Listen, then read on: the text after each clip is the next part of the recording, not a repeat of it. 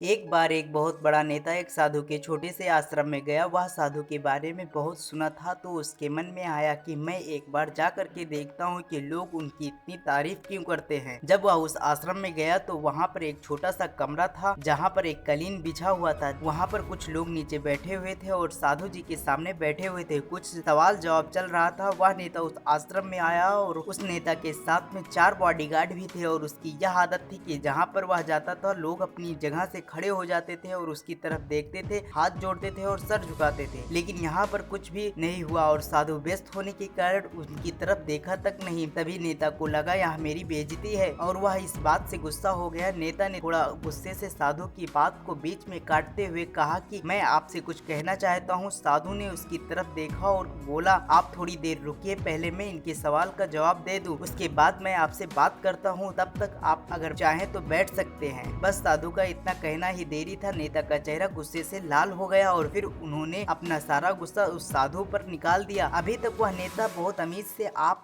कहकर बात कर रहा था, लेकिन अब वह तू तगाड़ पर उतर आया। नेता ने उस साधु को कहा कि तुझे पता भी है मैं कौन हूँ और तू किससे बात कर रहा है। साधु ने उसकी तरफ देखा और कहा, मुझसे इससे कोई फर्क नहीं पड़ता कि आप कौन है, लेकिन आप जो भी हैं, अगर आप चाहते हैं कि आपके सवाल का जवाब दूं या आपसे बात करूं तो आप कुछ देर रुकना होगा। साधु की इस बात से नेता ने गुस्से से पागल हो गया और वही सबके सामने चीखने चिल्लाने लगा, अब मैं तुझे असली औकात दिखाऊंगा। तूने मुझसे पंगा लेकर के ठीक नहीं किया, तुझे पता भी है मैं तेरे बारे में क्या सोचता हूँ। से नेता की तरफ देखा और बड़े ही प्रेम से कहा कि मुझसे इससे कोई फर्क नहीं पड़ता कि आप मेरे बारे में क्या सोचते हैं, आप जो भी चाहे वह मेरे बारे में सोच सकते। फिर नेता ने उसे कहा कि तू चाहे सुनना चाहता है या नहीं, लेकिन मैं तुझे यही सबके सामने बताऊंगा कि मैं तेरे बारे में क्या सोचता हूँ। और तू कोई साधु नहीं है, तू एक बहुत ही घटिया इंसान है, तू एक ढोंगी है, फंकड़ी है, और यहाँ पर जितने भी लोग बैठे हैं उन सबको बेवकूफ बना रहा है। तेरा एक ही मकसद है, सिर्फ इन लोगों के जेब में जितना भी पैसा है वह सब तेरे पास में आ जाए। तू अपने फायदे के लिए इन लोगों का इस्तेमाल कर रहा है। अब मैं तुझे नहीं छोड़ने वाला, पूरी दुनिया के सामने तेरा पर्दाफाश करके रहूंगा। लेकिन उसके इतना बोलने के बाद भी हल्की सी मुस्कान उस साधु के चेहरे पर बनी भी रही। यह देखकर वह और भी तिलमिल हो गया और उसने कहा, अब बहुत हो गया, अब मैं यहाँ एक मिनट भी नहीं रुकने वाला। लेकिन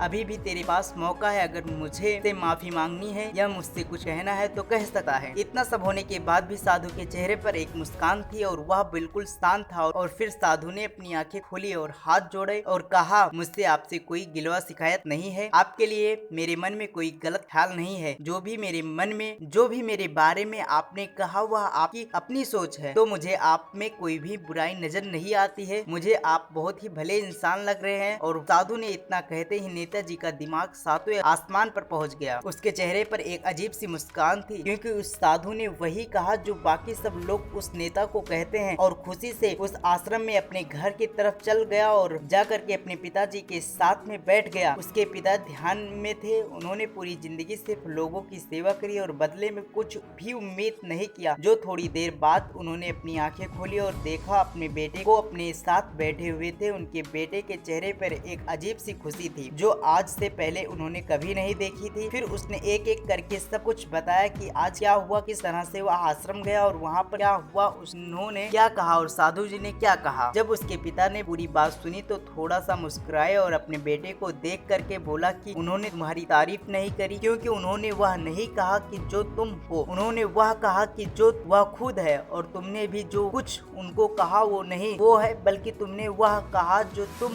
खुद हो। यही वेदों में कहा गया है कि यथा दृष्टि तथा दृष्टि, यह दुनिया तुम्हें वैसी दिखेगी जैसे तुम देखते हो। यह दुनिया वैसे दिखती है तुम्हें जैसे तुम खुद हो। जिसकी नजर में जैसी है उसके लिए यह दुनिया वैसे दिखती है। अगर आप दुनिया को बदलना चाहते हैं तो आपका सिर्फ एक तरीका है, अपनी नजर को बदलो। जय हिंद, जय भारत।